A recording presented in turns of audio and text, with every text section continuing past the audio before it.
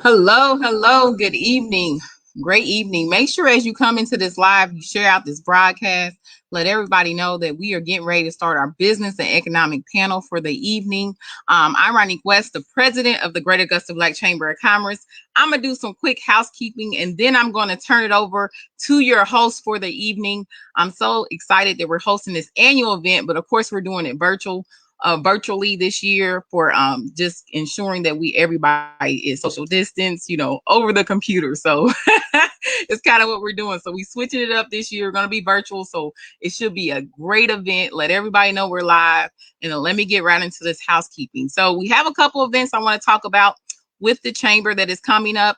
You can access these events at linktree/mygabc. Again, that's linktree/mygabc. Also on our Linktree account, you can also join the chamber. You can join our email list just in case if you're a non-member and you want to get emails from the chamber, as we're always putting out great content for business owners, entrepreneurs, and the community.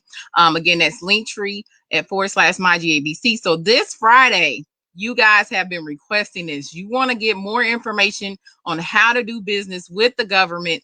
This Friday, we will have a workshop with GDOT.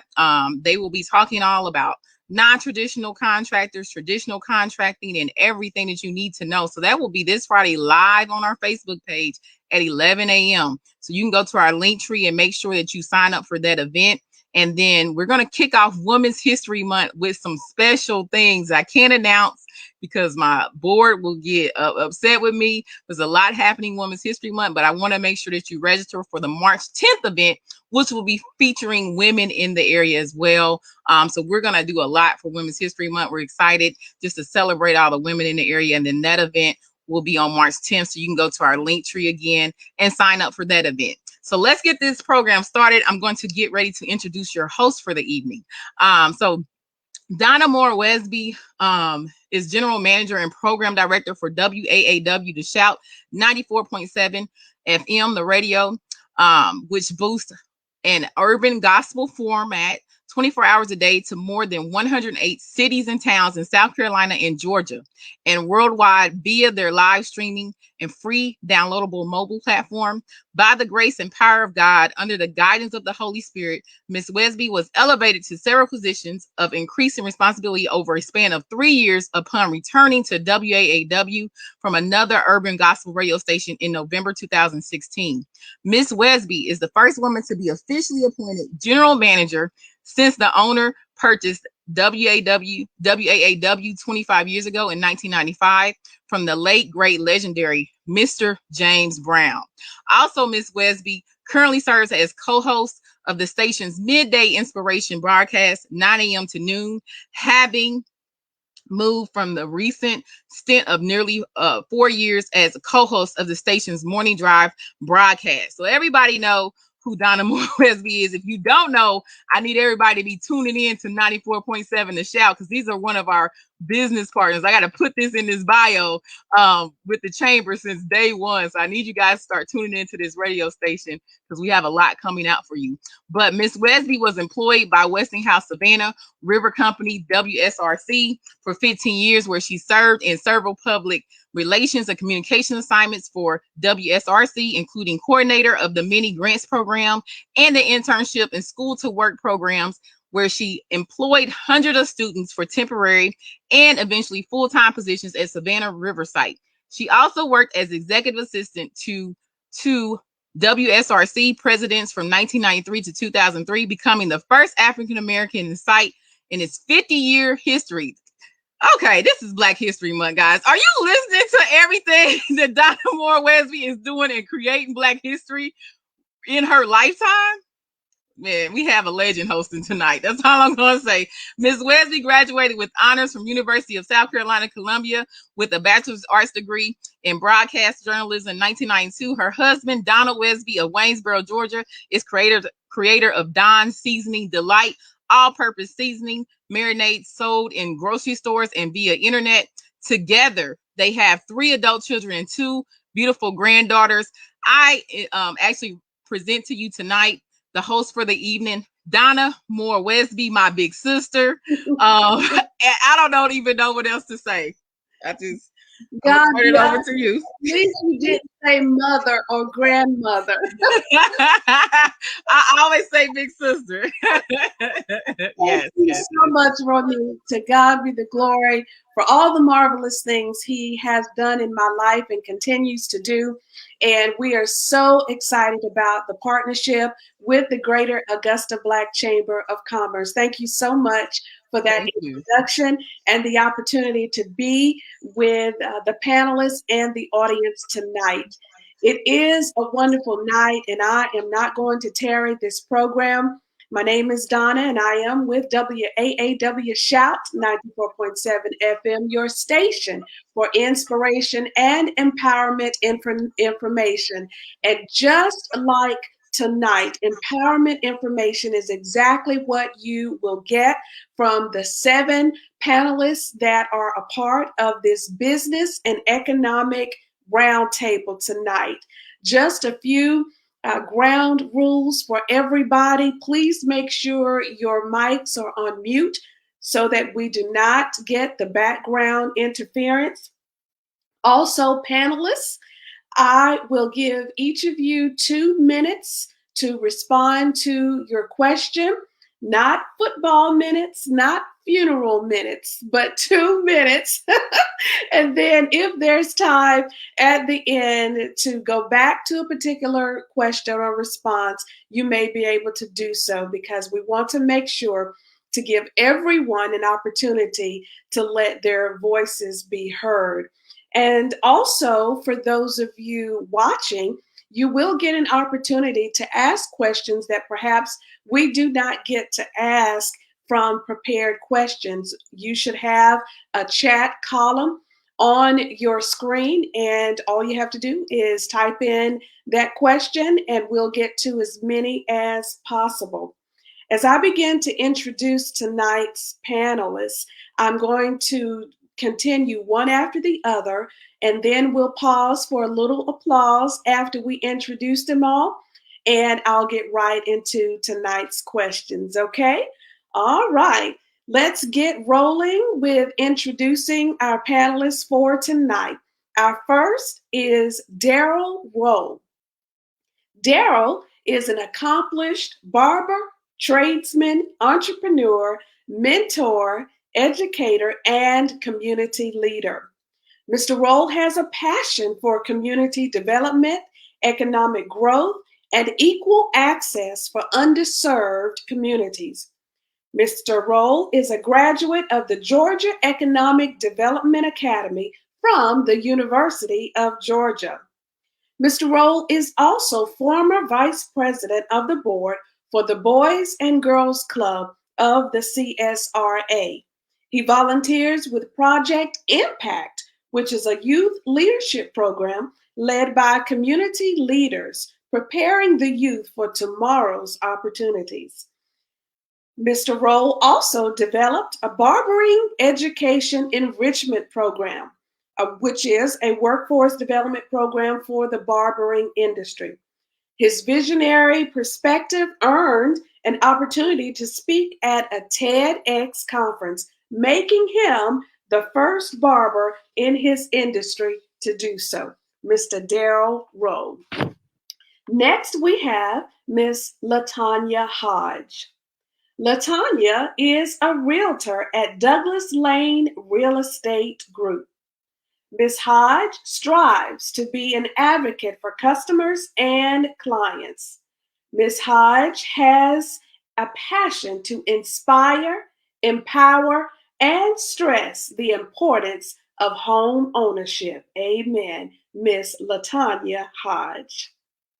Next, we have Tony R. Tanner II.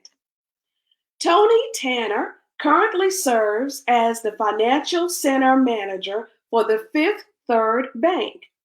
In this role, Mr. Tanner is responsible for leading financial staff members, managing day-to-day financial activities, and the development and growth of the financial staff members. Mr. Tanner has been in the financial industry for over 16 years, and he has held positions to include lead teller, personal banker, Assistant Financial Center Manager, and Assistant Vice President Financial Center Manager. Mr. Tanner attended college at Grand Canyon University, where he received a bachelor's degree in applied management, a master's degree in leadership, and is currently pursuing a Doctor of Education degree in organizational leadership. Mr. Tanner enjoys helping people to reach financial freedom. Tony R. Tanner II. Our next panelist is Shantia Lewis.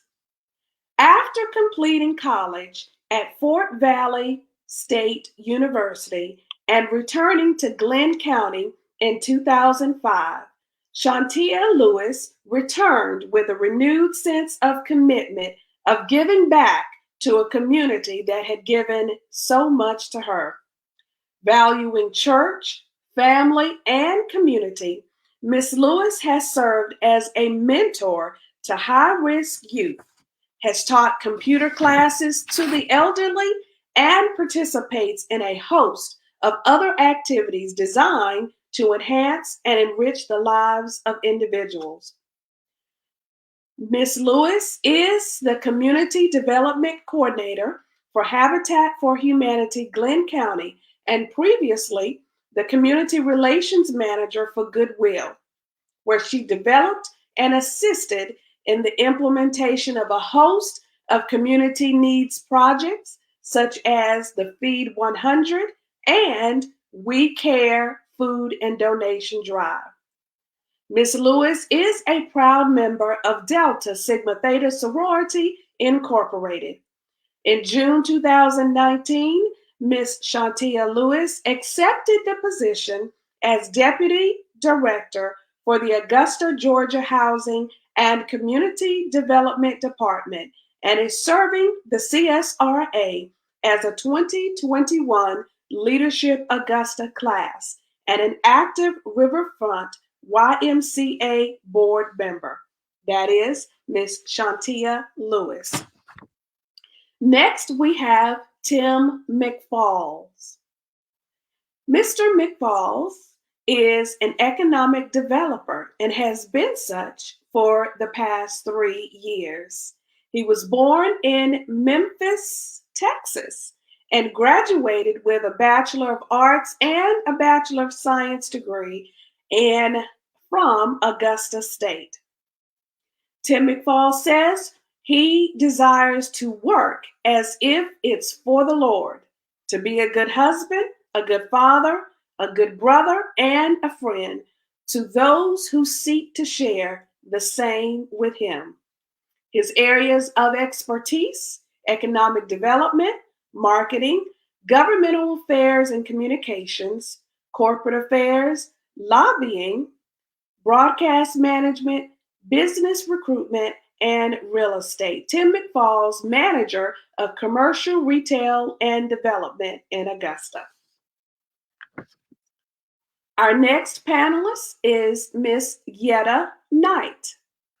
Miss Yetta Knight was born and raised in Milledgeville, Georgia by her parents, the late Mr. Al D. Johnson, who was the only African-American owned cab company in the city, and Mrs. Maddie Johnson, who served 34 years as a forensic service technician with the state of Georgia, whom Miss Knight cares for at the present time. Miss Knight graduated June 1987 from Baldwin High School, continuing at Augusta Technical College, studying secretarial studies and graduating October 1988. Miss Yetta Knight is now a successful business owner of Universal Childcare and Learning Center, LLC, and Universal Learning Academy, LLC, providing quality care to young children and the families in the CSRA. Miss Knight is continually active in her church, Transforming Lives Bible Church, as she leads the children ministry while being an active member in the community. Ms. Knight served in several positions at the Richmond County Department of Family and Children's Services from October 1988 through January 1998. Ms. Knight owns Universal Child Care and Learning Center, and it was birthed in February 1999 and has grown tremendously. Ms. Knight expanded UCC-LC to a second location in March 2019. Ms. Knight decided to start rebranding her business and opened Universal Learning Academy, LLC, in July 2019, and has since added on 2 other locations, with one open and one is still pending approval. That's Miss Yetta Knight. And then our final panelist for this evening is Miss Nicole Eubanks Bentley. Mrs. Bentley is the owner of Iris Cove Personal Care Home, LLC, providing services for the elderly and disabled in the CSRA. Mrs. Bentley has been providing services since 2001, and she also gives back to her community by hosting events and donating to elderly and kids. Mrs. Bentley is a member with the Greater Augusta Black Chamber of Commerce, president of Personal Care Home Network in Augusta, Georgia, Georgia Association of Community Care Providers, and a provider for the state of Georgia Elderly Disabled Waiver Program.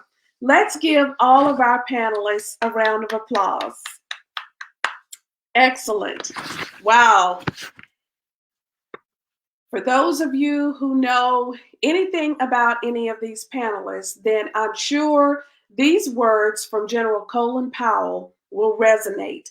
A dream doesn't become reality through magic. It takes sweat, determination, and hard work. And I'm sure these 7 individuals can shout amen to that. All right, without further delay, we're going to get right into questions for this evening. Some have already been prepared in advance. And again, if you have a burning question, you do have the chat. Feel free to use that, and we will acknowledge those as soon as we can. All right? Okay, our first question is going to go to Mr. Daryl. Okay, Mr. Daryl Rowe, you ready? I am. Thank you. Very good. Thank you. Our first question to you: what are some steps you took to start your business? So some steps that I took to start my business. Well, the first step that I took, my family is from the islands, so I was raised with a very strong work ethic. And so, while work ethic is very important in the steps to owning your own business, starting your own business, work ethic is more of work smart ethically, right? And so what that looked like for me was, to take that work ethic that I was raised with and, be able to find ways to leverage, relationships by putting myself around people who were smarter than I was in areas, and picking their brain to be able to find out the best way to get from point A to point B. So being a Black entrepreneur, it's not the easiest task to be able to find the money that you need to be able to get a business started. So you have to get very innovative, right? And so so the first thing is, just having a strong work ethic, but also, working smart by leveraging people who have done it before you, and, getting with them and picking their brain. And the other thing I would say is, ego is the enemy.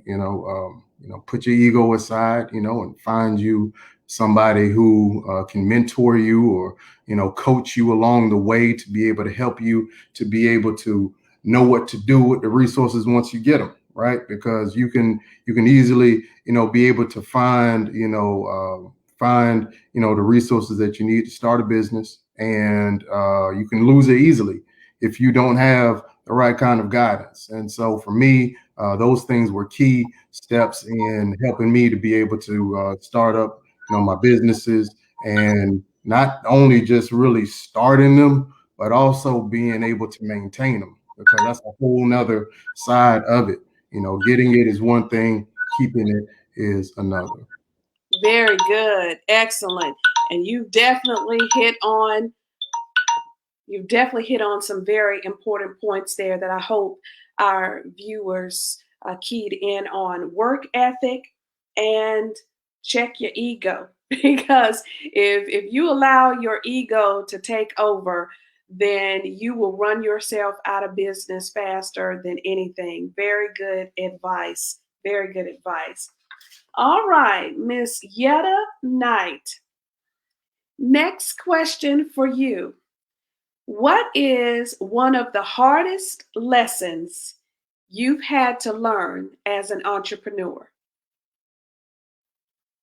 Unmute your mic.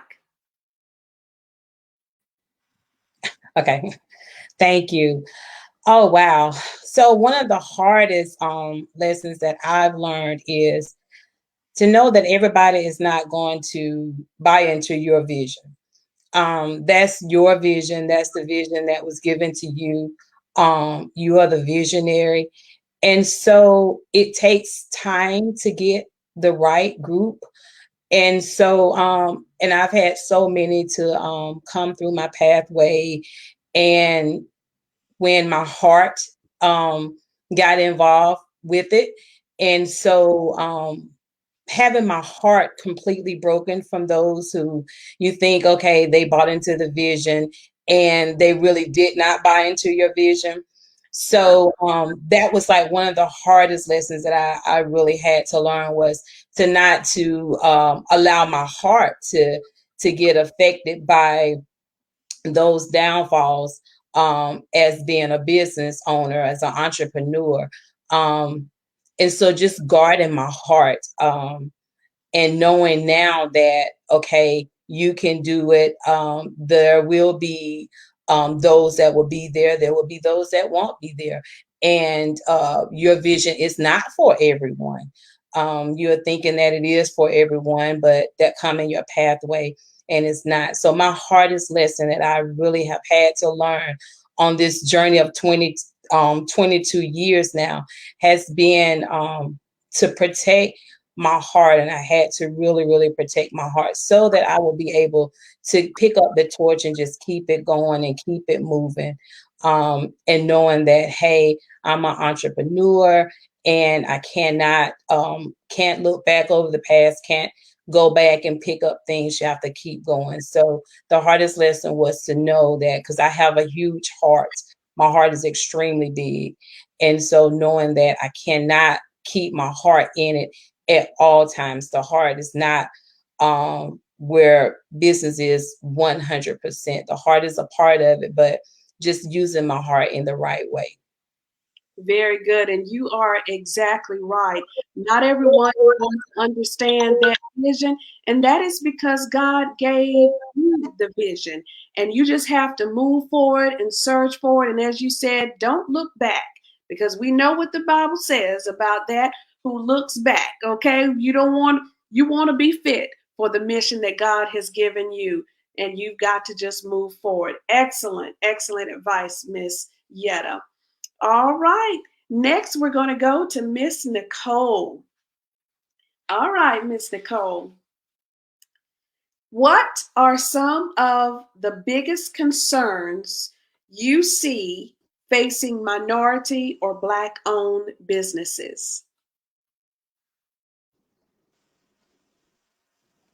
Okay, sorry, I'm trying to take the mute off. Okay, can you all hear me?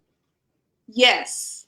Okay, hi, thank you for the question. A lot of concerns that I see facing minority and Black-owned business since I've been in business since 2001 It's not enough network. We don't help each other like we should for as question and guidance. If you have something that can help a business prosper, no one shares the information. If you need to ask a question as simple as who I need to contact at planning and zoning to get this license, no one likes to share any information with you. That is one of the reasons why I started the personal care home network here in Augusta, is because when I started it, I had to start it knowing anything. And and I just felt like all the owners in that business, after me reaching out to everyone, I felt like, we should have been able to help each other along the way just with information. And I couldn't get that. So I started the personal care home network to take that out of Augusta, to be able to help each other, minority and black owned business. If you want to come into this field or be a provider for the state of Georgia, which that's what I am, it's a big thing, I can help you or give you the information you need. So my concern with it is I think that we should, network in business so that we can help each other grow and make sure that all our businesses are successful. You hit the nail on the head, Miss Nicole, and I am sure that Ronique is somewhere jumping up and down saying amen, hallelujah. And that is exactly why the Greater Augusta Black Chamber of Commerce exists, so that we can network, so that we can help one another, so that you can be directed to those resources that will be helpful to you as an entrepreneur. Excellent. Thank you so much for that. All right. Our next question, we're going to go to the banker, all right, to the money man, Daddy Warbucks, Mr. Tony Tanner. All right. What is the primary reason, from your vantage point, being a banker, do you see most businesses going under within the first couple of years of being in business? Well, thank you. In my opinion, though, it's probably a lack of understanding of your market and really kind of your customers' buying habits. I mean, you need to know your customers that's actually going to come into your stores. And also some of the business, I think they fail because they're unable to anticipate or kind of to react to the competition. And also the change in the market. You have to be versatile. You have to be able to change with the market. And I think a lot of them do fail because of that. And you're exactly right. Not knowing can be very detrimental to your success.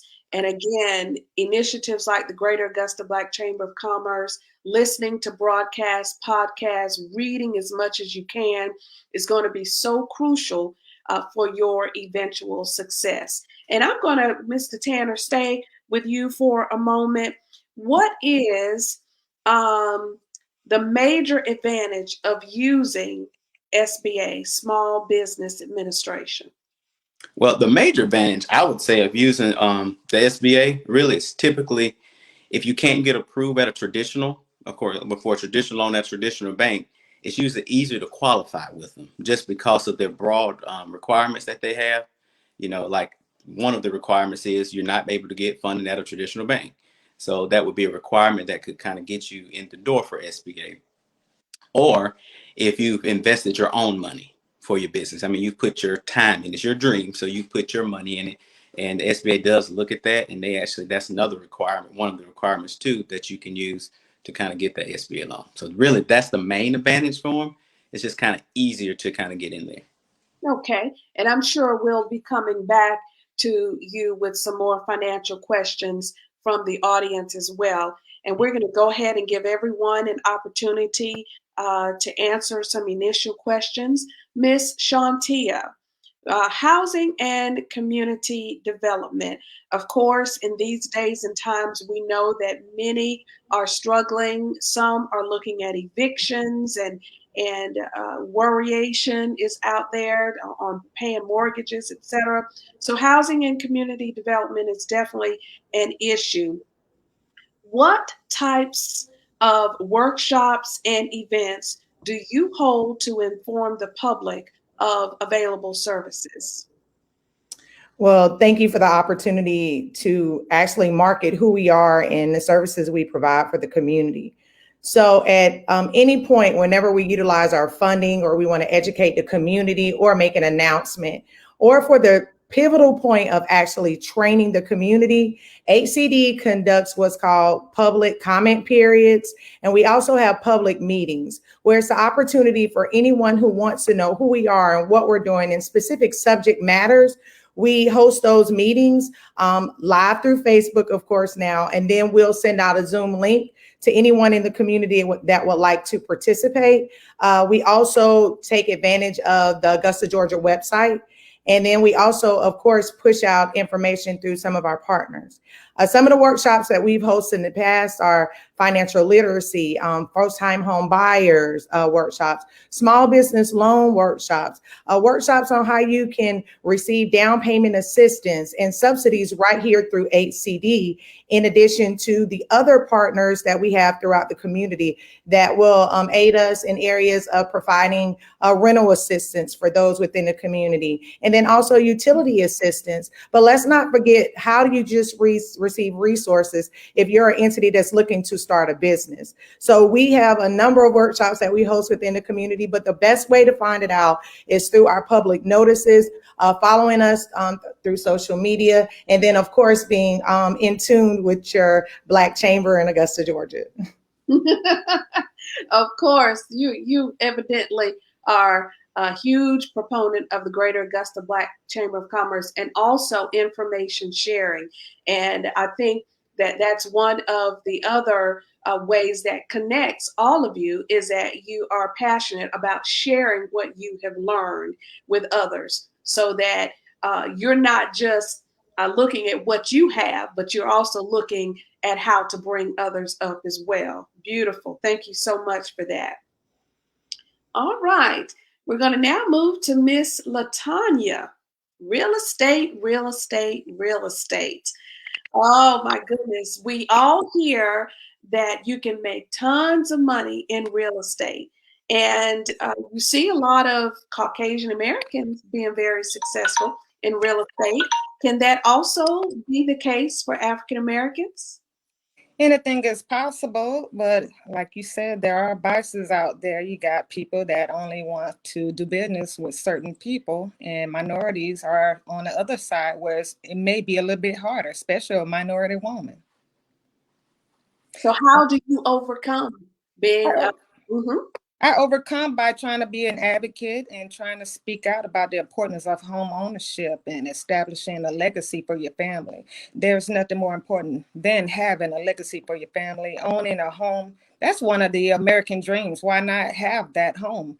It's kind of low right now with minorities and home ownership, and that is one thing I want to stress, that we need to let our kids know that it's important to have a home. We have that home, we start that foundation, your kids see you're doing it, and what they're going to do when they graduate, go to college, they're going to want to do the same thing, and so on and so on. See, the legacy continues. But we want to establish that foundation. The first thing, some of that needs to be taught in school. The first part, go ahead. No, you go ahead. The first part of it being taught in school, they need to talk about establishing credit. I believe that need to be started early, not later. I don't know if some homes instill that in their kids, but that is important. Number one, you got to have good credit. You can start it when you start your first job, whether you're 16, 17. You start your first job, you want to get a bank account. What do you need your parents to sign for you to get the bank account? I believe you have to be 18 years old, so your parents will have to sign, but get your first loan as soon as you can. It could be something from a store purchase. It could be having a co-signer for your car, because a lot of kids are starting driving at 16. But establishing credit is very important. There's a lot of people that don't have good credit, so you can't get a home if you don't have good credit. You got to have a reasonable credit score. Anything 585 or below that, no, especially during this time, they're looking for 640. And above, and even higher. 640 and above, yes. Rates will not be so high. And that's another thing, the interest rates. Not everyone getting those good interest rates. 2.25 is probably one of the best ones you can get right now if you're lucky. Miss Latonya, before we leave you, what piqued your interest about real estate? I've always been fascinated with home renovations and anything as far as from the building foundation and just seeing the home go up and helping a family get into their first home. There's nothing like that, seeing somebody's face when they walk into the doors of their first home. I mean, that is something to be proud of. Yes, it is. And we certainly want to get in there where it's affordable and you won't be stressed out, because a lot of people I know are in huge homes, immaculate homes, but no furniture, and they are depressed and worried and stressed out. So we're going to come back to some of that. I see a lot of heads nodding. We want to make sure we give Mr. Tim Mcfaul an opportunity to chime in. How you doing over there, Mr. Tim?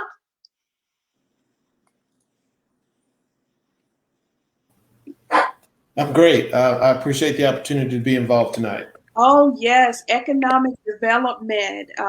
Every city, every town needs it, wants it, but doesn't necessarily do it well. Please provide a short overview of what Economic Development Association does for the city of Augusta.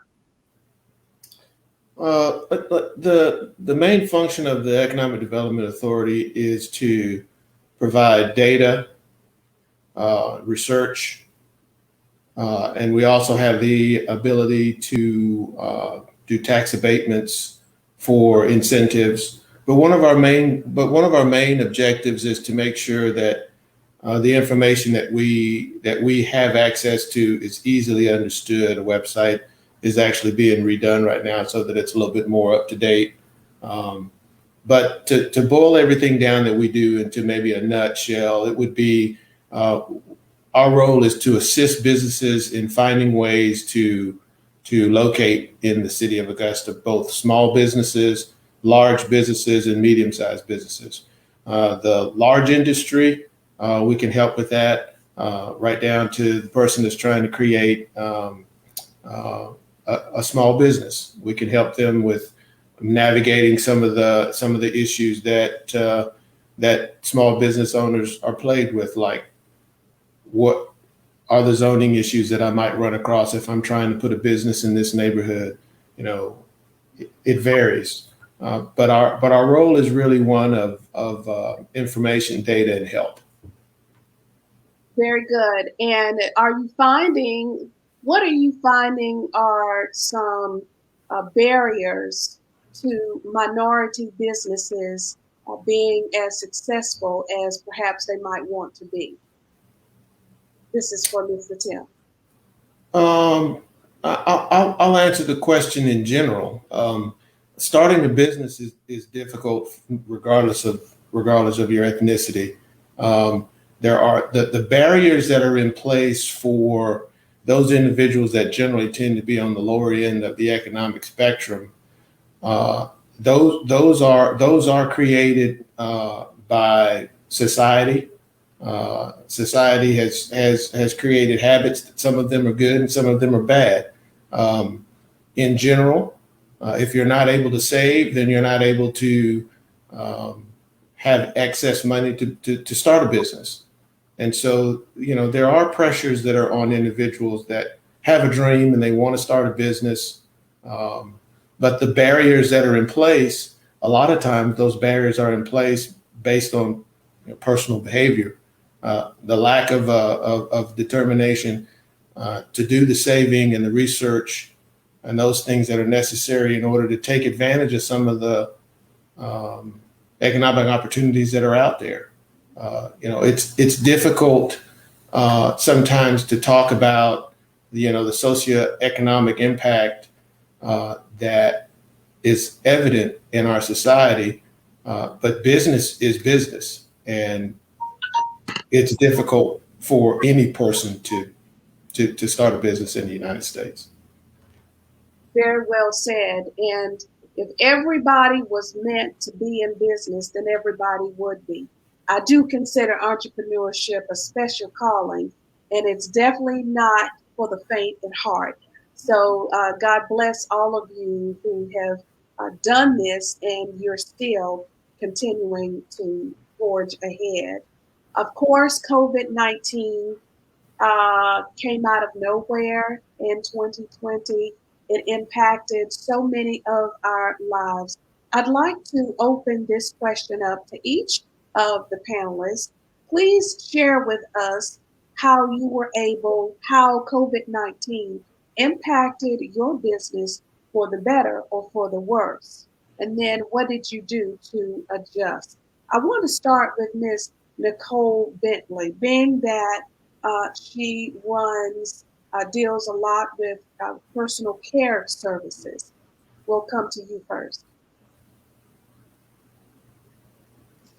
Okay, hi, can you hear me? Yes, ma'am. Okay, it affected the personal care home network um very bad. We had everything came to a stop. You couldn't admit.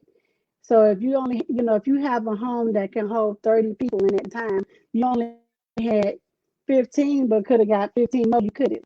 So it kind of froze your entire business for staffing because it's a lot of background stuff that you have to do to get staff in. You couldn't do that because everything was shut down. So everybody was exhausted working around the clock. Even me for myself, I really stayed at my business around the clock with people relieving me to go and do things that I needed to do because I just want to keep the residents safe and prevent spread of the COVID. So it affected financially, mentally. It was rough. But I worked through it as a sacrifice I had to make. All of us in the personal care home network, but we did it. What specific things did you do in order to survive? Well, budgeting, and making sure that, preparing meals and everything had to be exact because, we was out a lot of items in the store, water, paper towels, tissue, we didn't have any of those things, cleaning items. So everything was like on schedule, like you couldn't afford to waste anything. So we had to really have a strict budget to make it because we wasn't making any money and all our emergency food we was using that because there's no food in the store. So we had to kind of like sit down, all of us, we network and talk through phone calls and, on Zoom to come up with a plan to make it until we got past this. And as time passed, Department of Public Health, they came in and started providing us with supplies for things that we need, hand sanitizer, masks, different things, to keep everybody safe. So we had to really go on a strict budget because we wasn't making money and we were spending out trying to keep up with supplies and food. Okay. Thank you. Thank you for that. Anyone else? I see Miss Yetta. I'll share, Ms. Westby. So in the childcare industry, one thing I would like to just give God all the glory because our programs did not close one day. We were able to stay open the whole entire time, but that came from a commitment from my team of 24 at the time. Whereas what we were going to do to help keep ourselves along with the children that we did serve, which were the families that were essential workers only. And so that was the only children that we were able to keep. But it stopped the parents from coming into the centers where they were able to come in and communicate with the teachers, whereas, and they still can't come in as of right now. We were also doing a program called Parent Hour. And so it was where the parents got a chance to come in for 30 minutes to an hour, one day out of the month and spend that time with their child doing an activity. And it really enhanced the behavior of the child, brought families closer together. We had moms and dads there, grandparents. And so not being able to have that. So we began to kind of think outside of the box and we came up with Parent Pop-Up, whereas, everybody is not Zoom literate yet. And so, but some parents were still able to come on to the Parent Pop-Up and still be able to see their child interacting in the classroom. We had to stop all of our events. We always do like an end of year pre-K trip. We take them to Atlanta, so we couldn't do any of those things.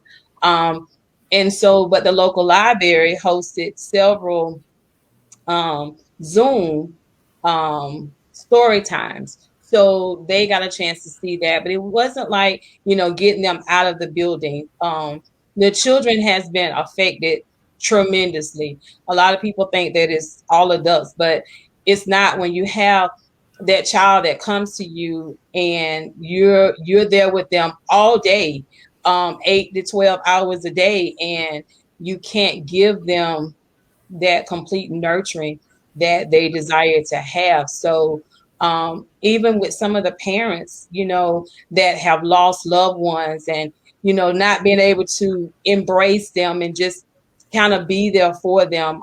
We've had some loss within our program. We had about 6 during this past year, and just not being able to be there to embrace them. Our program is truly built on events and family activities. Thank you so much. It is awesome when one of the key words you hear nowadays is pivot. Basically, it's being flexible. It's having the ability to adjust when the unexpected happens, because in business, the unexpected is going to happen. You might as well expect the unexpected, and that's just the way it is. Tony Tanner, back to you with COVID-19 and being in the banking industry. Of course, we've all heard about the Paycheck Protection Program and other efforts in this country to assist small businesses. What kind of response are you seeing from minority businesses in participating in PPP, if you are aware, or just getting assistance in general? Well, we do see quite a few. I mean, that's coming in. Not as many as, honestly, that I would like to see, just because I think it was not known at first for the first round. Now we see more with this. I think it's the third round now, but we see more now. But it wasn't many at first. We saw a few, but it just wasn't that many. And we try to help with the small business as much as we actually can to do just different things. Sometimes people can't. You can't afford to do this if you're not working, if people are not coming. So we have different plans or different things that we actually do help with, and it's actually all on our site. And I tell people, it's okay, just go and just read the information, and then come in and we can help you. I mean, that's what we're here for. We're here to help you. So, so you might can't pay that credit card. Okay, come, let's talk to us. Don't just let it sit there.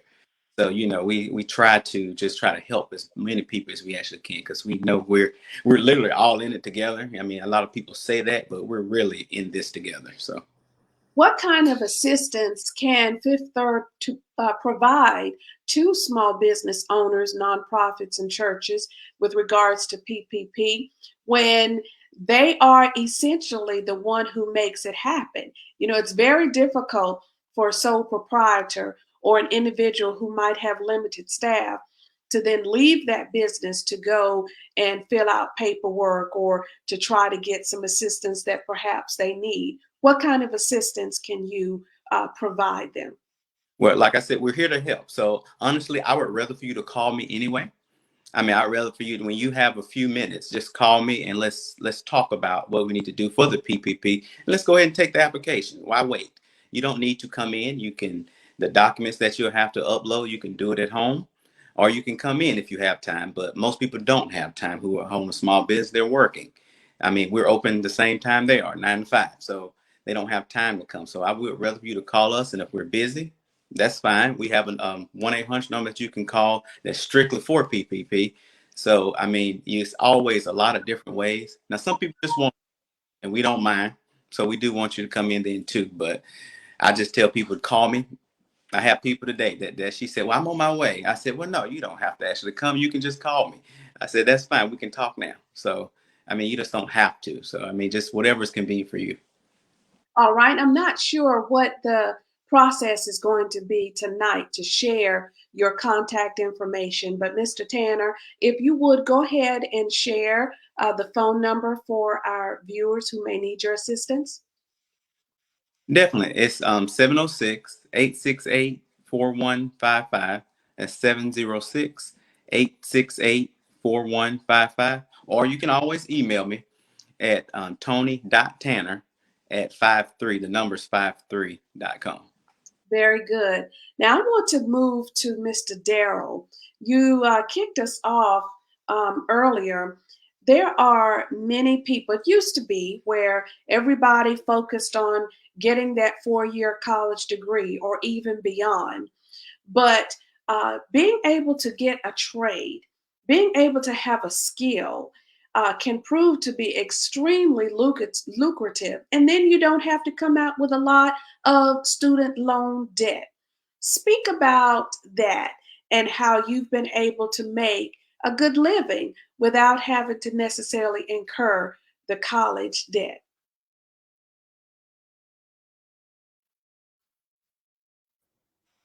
Unmute.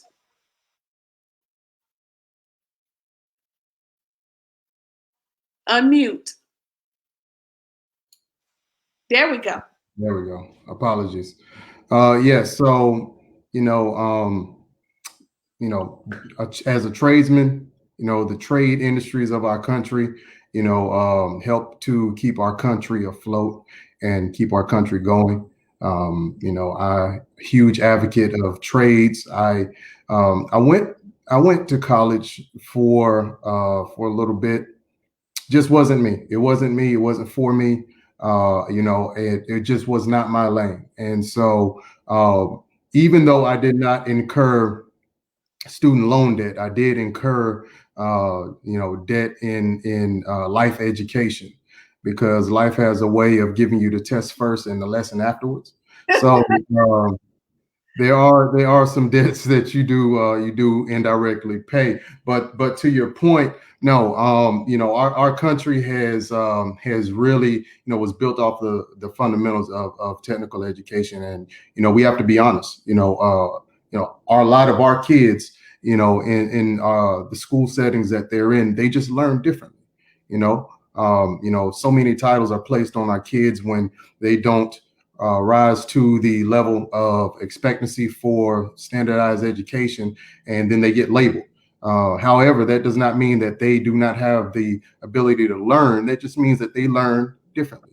And so with that being said, you have to give them alternative ways of learning. And, there was a point in time where technical education, vocational education was a big thing in schools. Now they're sort of moving away from those and doing more college prep. And so I just really think that we still need to make that avenue a broad avenue for those kids who just have a different way of getting to the finish line.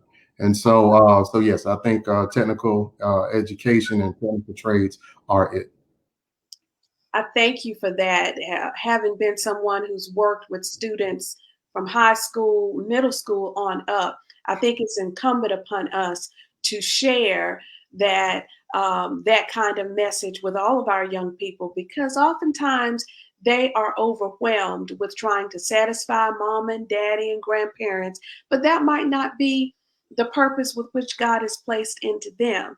And for, every cosmetologist and plumber, electrician, a barber, I know they're doing quite well for themselves and they're contributing positively to this society. So thank you so much for that. All right, we're going to move to Miss Shantia. Let's talk about advice, okay? There are a lot of successful people in this world, okay? Success has different connotations for different people. What is success to you? Wow, what is success to me? I think my measurement tool for what is success for me is remembering who you are and whose you are. I think that success is, can you sleep at night with the decisions that you make every day?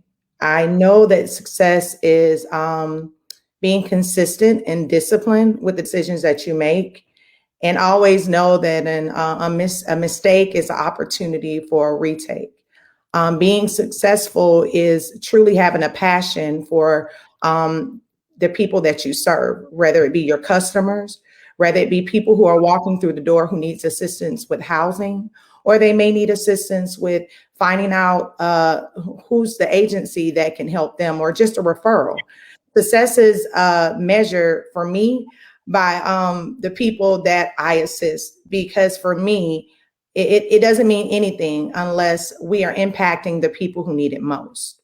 So if my industry is growing and the people who I serve are growing and my staff are growing, that's what I look back as success. It's the seed that I sowed. Oh, make me pass the offering plate with that, girl. Amen to that. Very well said. Same question to Mr. Tim Mcfaul. What is your definition of success as we continue this discussion about business and economics? Well, mine may not necessarily be a popular answer, because I'm one of those individuals that believe that success is an individual thing. It's very subjective. What success is for me and what success is for someone else are two totally different things. Success for me, in general, when people talk about success, they mean that something has been accomplished, or there's been some sort of monetary goal met, or some goal that's been set out there that someone else sees that they believe makes that person a success. I'm one of those people that believe that success comes from knowing yourself, being satisfied with yourself, being comfortable with yourself. And that has nothing to do with what anybody else thinks of you or what anybody else measures you by. I think success should come from what it is that has been imprinted on you from your life experiences and from those things that you've placed in your heart that you've given to God, that God has asked you to do. Because if you can honestly say at the end of the day that you've done the purpose that God put you here for, then you're a success. Amen. I see heads nodding, and that is certainly my personal belief. It is important for us to share those kinds of messages, because a lot of times, not just young people, but adults believe as well. If you don't have a certain amount of money, if you don't have a certain vehicle, or if you don't drive or live in a certain neighborhood, then you're not successful. But success can have a whole lot to do with integrity and love, and have absolutely nothing to do with money. So thank you all so much for those comments. Let's go back now to Miss Latonya, our realtor. You said some things earlier that I definitely want to come back to. And you talked about credit. You talked about home environment and ending some cycles. If you don't mind, share with our viewers today the difference between being a renter and a homeowner, and how that can be, how being a homeowner can put you in a whole different economic bracket. Okay. I see my renters as someone either just getting out of high school, got their first job or second job, trying to make a way for themselves, maybe in school, in college, trying to get through the first, second, third year. I see my renters as being a new couple, just starting out, trying to save up for that home, trying to save up for their car if they don't have a car. Sometimes when you have a car payment, that can hinder you getting that home that you want to own one day. Then there's also some parents are willing to co-sign to help with that first home. If you got that as an option, that is great. But then I would say for renters, do what you got to do. If you got to rent. Do what you got to do to get over that hump and then get to where you want to be. but just don't let that be where you want to stay.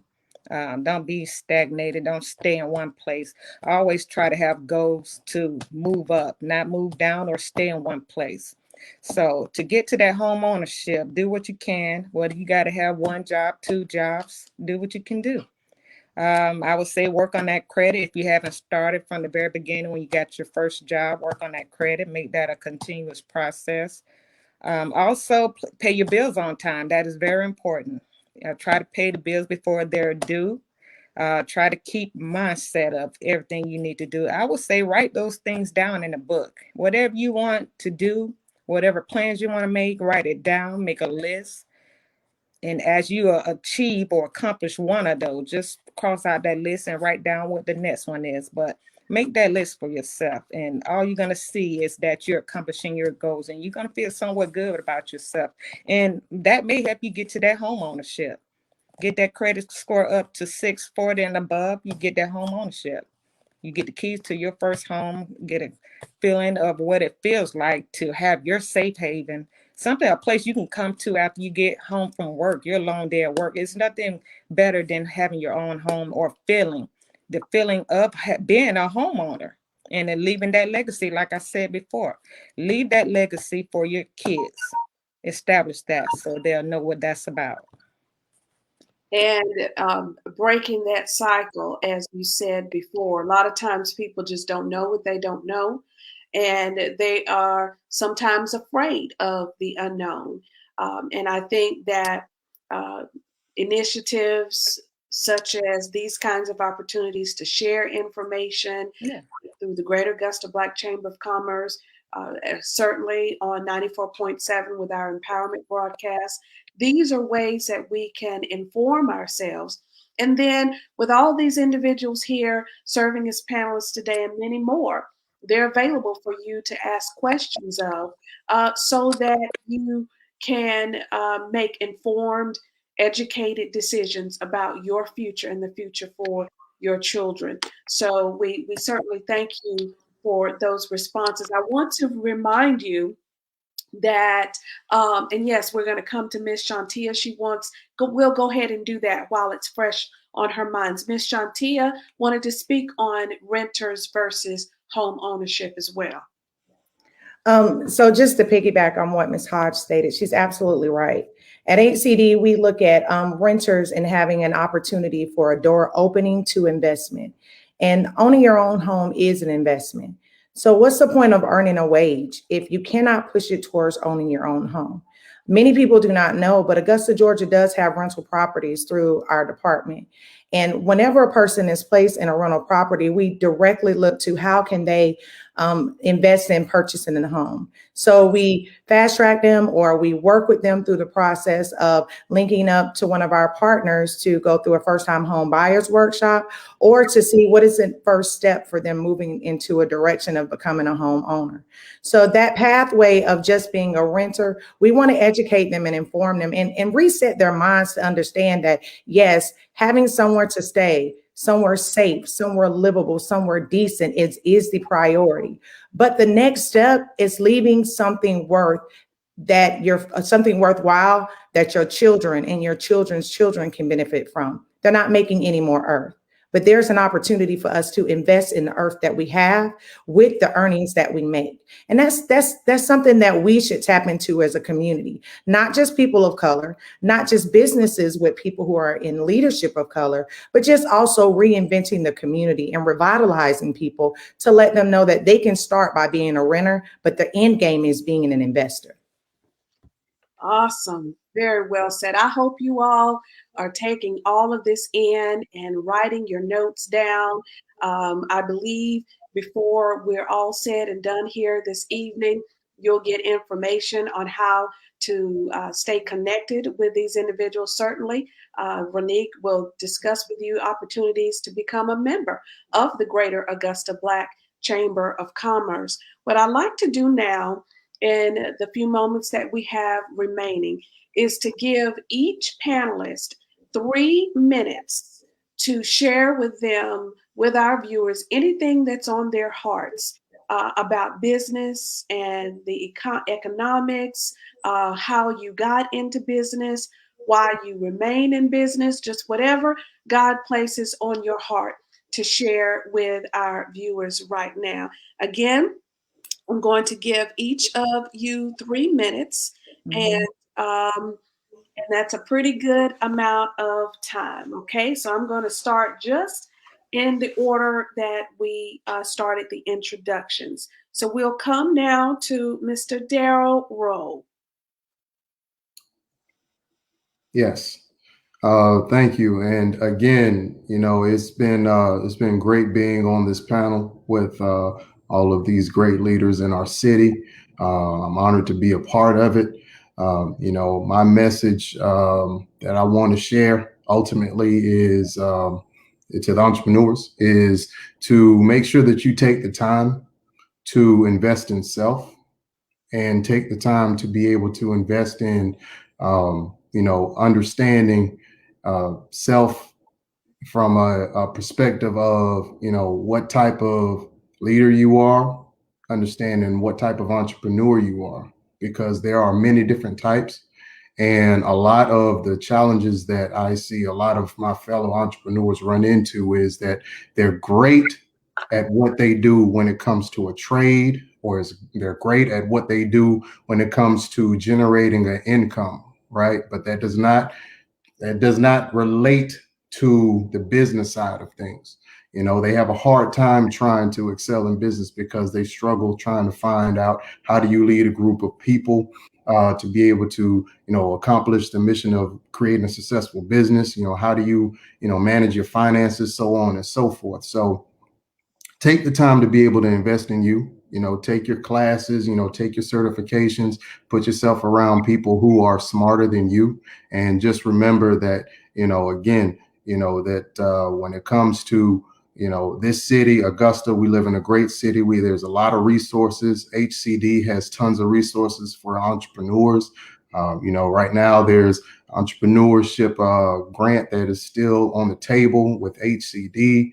Right now they have an application on their website. Go check that out. There's other things coming down the pipeline. So make sure that you educate yourself. Make sure you put yourself around smart people, and you can't lose. Very good. That's Mr. Daryl Rowe. Thank you for your wisdom that you've shared here tonight. Very good. Next, Miss Latonya Hodge. The floor is yours. Okay, I want to say that everyone have a purpose.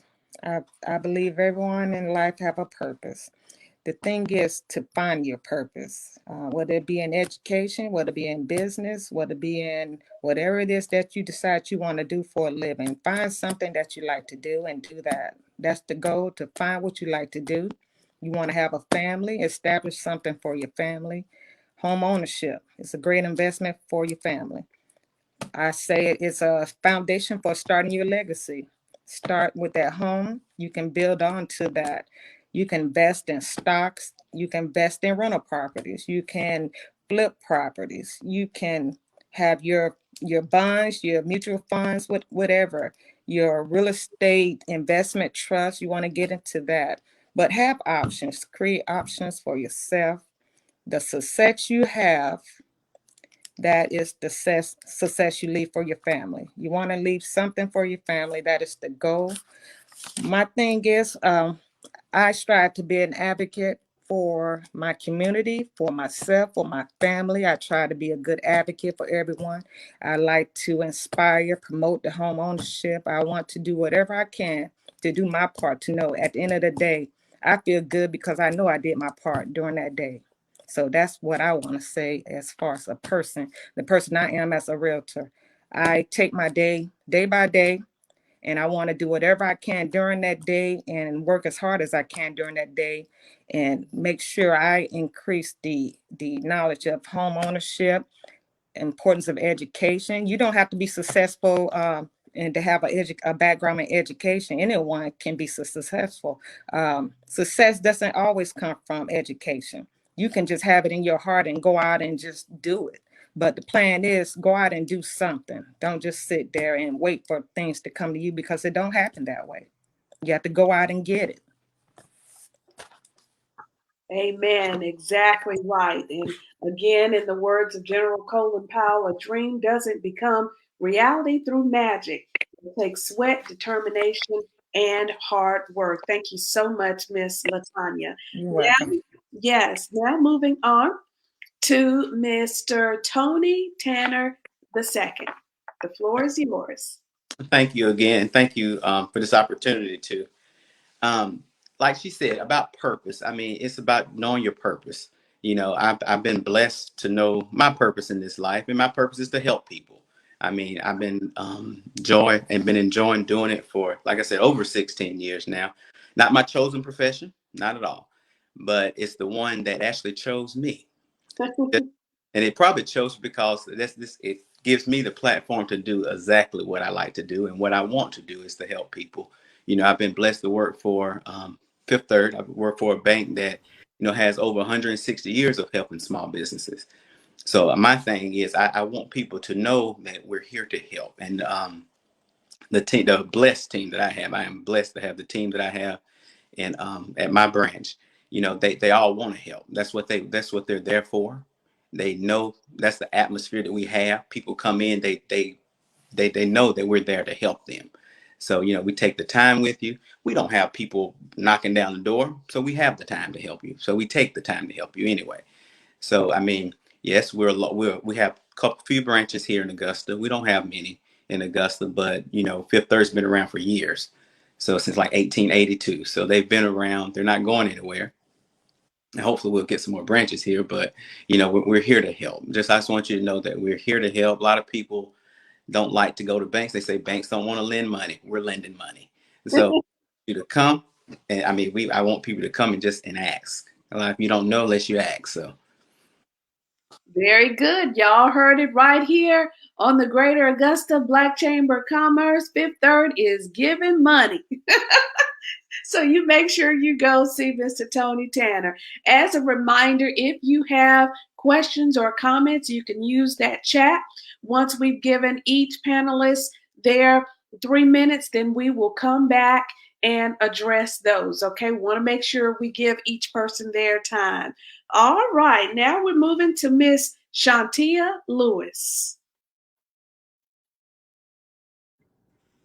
So, to all business owners or those who are thinking of it, or entrepreneurs, or whatever category you put yourself in, from HCD and from my desk to you, the first thing you want to think about is developing a good business plan. There are wonderful templates out there that you can use, but try working with, as Mr. Rowe stated, a subject matter expert. You know, you have the Black Chamber, and then you have the Small Business Development Center, and there are a number of hosts of entities out there that can assist you with developing a business plan. You should always start off with a plan.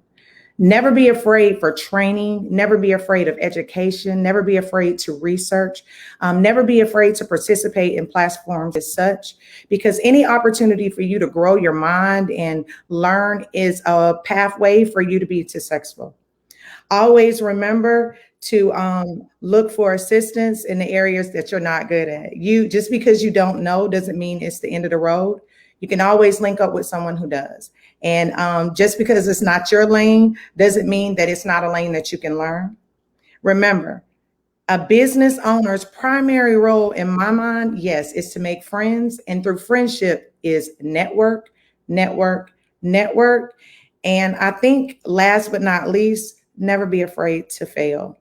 Never be too discouraged whenever something doesn't quite go the way you want it to go, or quite go the way it's planned to go. Go back to your plan, restructure it, forecast, create partnerships, and remember that just because it was a mistake doesn't mean that it's not an opportunity for you to retake.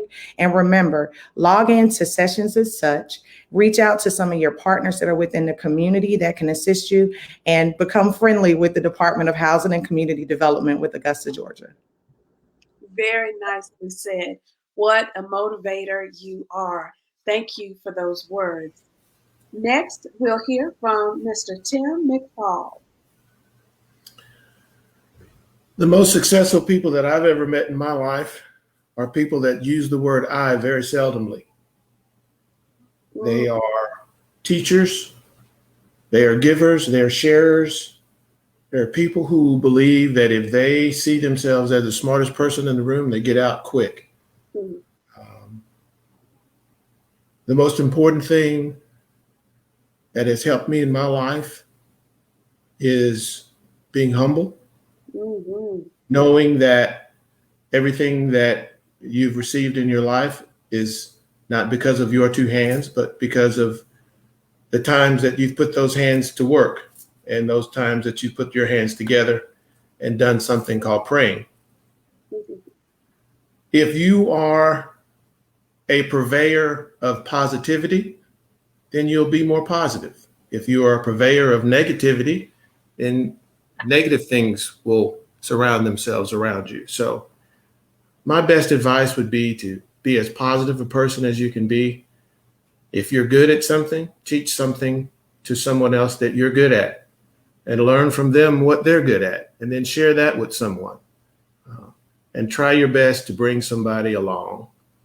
Too many times we find ourselves in the room, and I can attest to the fact that there are many of us that are on this call who still live in a world when we go and we are in our conferences and when we are among our peers don't look like us. We find ourselves the one or the two, and that's unfortunate. But we have to continue to be positive about the opportunities that we've received in our lives. Push forward through all the negativity. Find something positive to say about every instance in your life, whether it's been a good thing or a bad thing. I'm a firm believer that we are where we are today based on every decision that we've made to this point. So if things aren't going well for you, sure, bad things happen to good people. That happens all the time. But if you string good decisions and better decisions and then better decisions, you'll find yourself in a much better place. Oh my goodness. You reminded me of what Nelson Mandela said. A good head and a good heart are always a formidable combination. And Mr. Mcfaul, you certainly exhibited that in the wisdom you shared with us tonight. Thank you so much. All right. Next, our first one, Miss Yetta Knight. The floor is yours. Yes, ma'am. So I'm going to give some advice. I'm going to give just a short story. From 1999 to 2009, I consider myself just self-employed, just technically a babysitter. We were doing all the things that we thought were right, but in the business world, they were not right. Until someone told me one day, someone who I value very much, that our program would never amount to anything. She told me that, you're not going anywhere. You're in a low income area. And so all of the things that my father instilled in me, never let someone tell you who you're not. And so that right there, I became so close to God during that time. And so we were founded at that moment on Jeremiah 29:11. And that's when the purpose was really found. So when that purpose was found, I began to run. I began to not be the smartest person in the group. I began to say we're going somewhere, but it had to start with me. I was the director. I was the business owner. Everyone looked up to me. So I knew that I had to be the first one. One thing that business owners, entrepreneurs, you have to do is you have to do it first. You have to learn your craft. I had to get out there and I had to go to leadership trainings. I had to surround myself with higher people in the childcare industry because I didn't want to be just a babysitter. I wanted to be more than just a babysitter. I knew that our program was going to be more than just a babysitter. Our program is going to change the industry one center at a time. And we are truly here for other programs. as well. And whatever that they're in need of, we are truly here for them. You have to do it with your staff. You have to do it with your team. You cannot do it by yourself. A lot of leaders, entrepreneurs, business owners, well, I'm just going to hire people. You're going to hire people and do what with them? Because what if someone is absent that day and you don't have a pool to pull from? You've got to go back in and you've got to put your tennis shoes back on. You got to put your jeans back on, and you have to do what you're supposed to do. You have to learn your craft. You have to go to leadership training. You have to know who you are serving. You have to know that Susan May is that picky parent. You have to know who's in her household. You have to know who you serve. You have to know your purpose and why God has placed you in the industry. It's not an easy industry at all whatsoever. You have to be passion driven. If you don't have passion for it, then that's not your area. Very good. Oh my goodness. And certainly we can tell that you have a passion for what you're doing. Yes. And that certainly makes a difference, especially as you said earlier, when people don't believe in your vision, you've got to believe in it yourself. Very well said. Last and certainly not least, Miss Nicole Eubanks Bentley. Hi, can you all hear me? Yes. Okay. Hi. So I would like to give wisdom with saying, know your role in your business. You need to know your role in your business because you need to know how to make sure that your business be successful. Then you plan. Now, planning your business, also know that whatever plan started the business may not be the plan to continue your business. Always have room for change so that your business can prosper with change in your community. Seek training and knowledge with whatever business it is that you're trying to do so that it can also be successful. Ask questions. Believe in your dream and your vision, because if you're not, your plan will fail. And know that you can do all things through Christ that strengthens all of us. And you can do it. Very well said. Yes, ma'am, we can do it. I can do all things through Christ whom strengthens us. I certainly thank all of you for that wisdom, because being a business owner and entrepreneur certainly creates opportunities for wealth building. And in our communities in particular, we have to be concerned about wealth building and not just operating from job to job. So at this time, we will go to our chat. We understand we have some questions or comments for the panelists. And I believe Mr. Cherry is going to show those to us, okay? Mr. DeAndre Cochran says, as a young professional, how do you garner respect and establish rapport with veteran business owners? It's a very good question. We'll go to Mr. Daryl. As a young professional, how do you garner respect and establish rapport with veteran business owners? So the way that you earn respect with veteran owned business owners, for me, I believe, you would you first and foremost need to know where veteran business owners congregate, right? We have some great organizations here in the city that cater specifically to veterans, and especially more than that, they also work with veteran business owners. Not really sure like what the goal is to connect with veteran business owners, but I would say that would be one avenue. The second avenue would be to talk with your folks here at the Greater Augusta Black Chamber. They have plenty of resources as well. Talk to Mr. Tim Mcfaul down there at Economic Development. He has plenty of resources as well to be able to connect you to the folks that they network with. So again, it's all about leveraging, the people that are here on this panel, as well as the people that they know that could possibly connect you to where it is you want to go with veteran-owned businesses.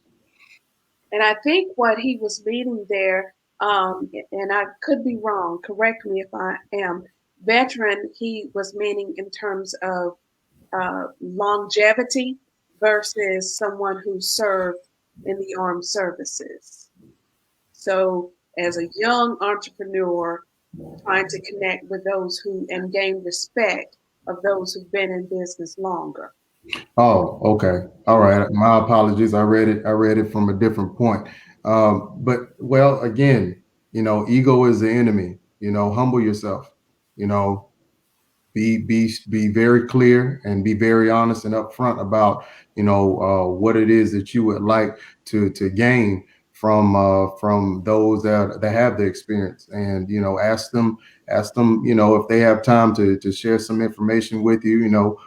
Take them to lunch, take them to breakfast, offer to take them to grab a bite to eat, and ask if you can pick their brain. Again, people don't, for the most part, people that have been, business owners for a long time don't mind sharing information. But however, what they do not like is having their time wasted. So if you do ask to borrow someone's time, make sure that it's worth it. Make sure that after you borrow some of their time, make sure that you follow up, and make sure that you stay in connection with them so that they know that their time was valuable and it was used properly. Amen. Anyone else like to add? Okay, we have another. We have another question. Mika Roberts says, Miss Latonya, are there any banks who don't count that 1% against your student loan to determine pre-approval for a home loan? I'm not sure about the banks that don't count the 1% against the student loan, determine the pre-approval for a home loan. I'm pretty sure that I'm a veteran. I've done my part of my education. I've got student loans, and matter of fact, I still have some that I'm paying on. That haven't counted against me as far as getting my first home. So I don't know why any banks would have something against 1% dealing with the student loan. I wouldn't know which bank it is because I haven't encountered that with anyone that I've dealt with in business. There haven't been anything that determined whether or not they got that pre-approval or not. So I would say if you have questions, you can call me. You can look me up. My website, LatonyaHodge.us. You can contact me through there with other questions. I'm always available to help answer questions. So we can talk more in depth into that. But no, I haven't encountered that, what you're saying. So I wouldn't know about that. Mr. Tony, do you have anything to add to that? Well, with us, I mean, it just depends on the situation. Like you said, sometimes they will count it, sometimes they won't. It just depends on the actual situation. I'm not sure what their situation was, but it just depends on the situation. And like she said, I mean, I would say to just contact either her, or you can even contact me, and I'll get you connected with our mortgage officer. That way they can look at your situation, because like I said, every situation is different. Thank you very much. Any other? All right, we have another. Andrea Michelle Rogers says, Miss Knight, would you please explain how your annual parent cafe works?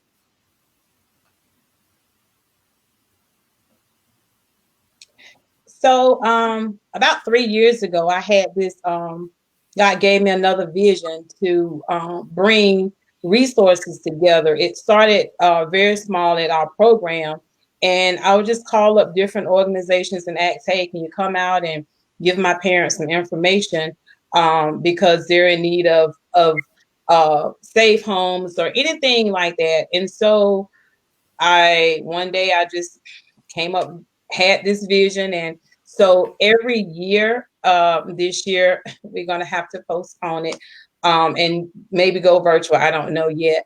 But every year for the past 3 years, we've had about 20 to 30 different organizations, and they come out together, not selling anything. It's all free information to the public. We always have a guest speaker that come out. We have someone that does budgeting.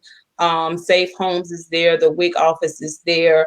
The SPED unit department from the Richmond County School System is there. So just different organizations that come out and they share information to the public. And it is completely free of charge. And it takes place in March of every year. Myself and our church, Transforming Lives Bible Church, we partnered in hosting this big event. And so next year, the Helping Each Other Parent Cafe will be a 501c3 program. And because there's a greater vision that God has given us for that cafe. So prayerfully, it'll be coming in April, and it'll be virtual. Awesome. Thank you so much. And it's free to the public. All right, good. I see where Miss Shantia Lewis has placed her contact information, phone number, and website address for the Augusta, Georgia Housing and Community Development in the chat. And for our other panelists, feel free to do that as well. And then for more information about the Greater Augusta Black Chamber of Commerce, then feel free to go to mygabcc.org, I believe is correct. Ms. Ronique will come and close us out. All right. Any other questions from the chat or comments? Okay. Well, ladies and gentlemen, we certainly thank you, panelists, for your time. You've done an amazing job. It's been my pleasure to share time with you, learning from you. As the Bible says, iron sharpens iron, and you have certainly helped to sharpen my skills and my knowledge, and I will take that information and share with someone else. Muhammad Ali said, "He who is not courageous enough to take risks will accomplish nothing in life." And we certainly cannot say that about the panelists who joined us this evening, and perhaps you who have taken that leap of faith and joining the ranks of being an entrepreneur. Thank you again so much for this opportunity. Thank you, Ronique, and God bless you all. I'm turning back over now to the president of the Greater Augusta Black Chamber of Commerce, Ms. Ronique West.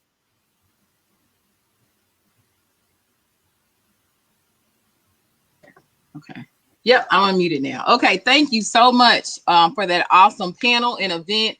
Our annual business economic panel is always one of my favorite events of the year because this is where we turn it over to the host and the panelists. I always learn something new. There's always some great information that comes out from the advice given tonight. I really appreciate everybody that participated in this event. Each year is always something different, guys, that you learn. We always ensure we have new panelists on this event and new hosts. I encourage you to actually subscribe to our YouTube channel at MyGABC to take a look at some of the other panels from the years before, and you will see the different dynamics. We've had Atlanta Black Chamber of Commerce president present last year. We've had True Detergent on this panel before. Just a lot of different entrepreneurs and business owners. So we always shake up this event. It's always great. Donna Wesby, I can't thank you enough for hosting. Make sure you connect with her at WAAW, the Shout 94.7. That's one of our radio partners. Nicole Bentley, I appreciate you for, of course, sitting on a panel. Make sure you connect with her. If you're in the personal care home industry, you'll see a lot more coming from her. I won't give it away, but you'll see her a lot more on your screen. So we're excited about everything she'll be doing. Daryl Rowe, as always, it's a pleasure to work with you at Dapper & Company. You'll see a lot more from him as well with the chamber. And then Shantia Lewis, Deputy Director of HCD. So, and we do this on purpose. So let me slow down. Because the people I'm connecting or I put on this panel, I did it on purpose. I always do that. This is so that you guys can begin connect with these resources within your local community. So I want to take a moment just to say everybody's information I'm giving out tonight, the people you heard from tonight, it is critical that you begin to connect with these folks because they will help with your entrepreneurship, with your business ownership, even if you want to help in the community. These are great people to be connected with. So you talked about resources and stuff. Here are some resources. We are very intentional at the Black Chamber of Commerce. We do things on purpose. So let me continue with this list. Shantia Lewis from the Deputy Director of ACD. You definitely want to be connected with ACD. Like she said, make her your friend. Tim Mcfaul, Manager of Commercial Retail and Development, Manager of EDA. I wanted to make sure you guys know that's another resource in the Augusta community. Begin to connect with them. I know they have some things that they're working on for local business owners. So you want to be sure to contact them and reach out to them. Latonya Hodge, Realtor at Douglas Lane. Now we know real estate, land, home ownership are critical. And just owning and not renting. There's a lot of different ways you can begin to do that. So we encourage you to reach out to Latonya Hodge. Tony Tanner, Fifth Third Bank Financial Center Manager. I can't say enough about him. I know you'll see his face a lot more times. He said on our pitch competition, Fifth Third Bank has been our partner since day one.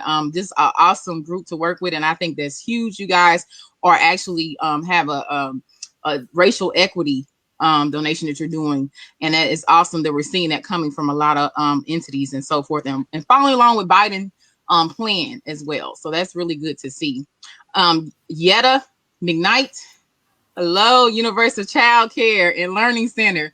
You'll see a lot more things coming from Miss McKnight, but I don't know how she can add more things to her because she does so much in the community already. But we are just so great to have her. You'll see a lot of more coming from her. And then we can't forget Kawana Cherry, who is running our tech in the background.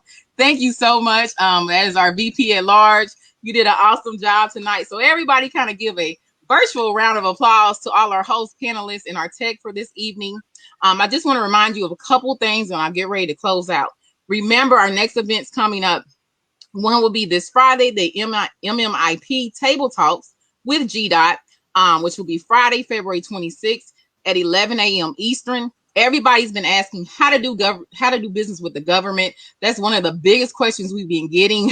So we will begin to have a series of workshops and so forth and unique events that is going to prepare you for this. So you want to, of course, engage with us this Friday, February 26th, right here live on our Facebook page. And then March 10th, we have Who Are You? Black Women in Business and Society, which will be a panel event. You can, of course, access all these events and register at Linktree/MyGABC. If you want to connect with the chamber, you can go to www.mygabc.org and you can take advantage of our membership. We offer monthly membership now, or we encourage you to get on our email list because we're constantly sending out vital information that is impacting business owners in the CSRA. Remember, as a chamber, we are always working to bring innovation into the area, more resources, and a lot more things to come. So we're going to have an impactful 2021 year. We're just so excited about what all we're doing, how we're growing. You'll see some huge announcements coming out the chamber here soon. So we're excited. A lot of work the team is doing. It's not just me. So you'll see a lot more from the leaders here over the next few months. So just engage with us all and just become active.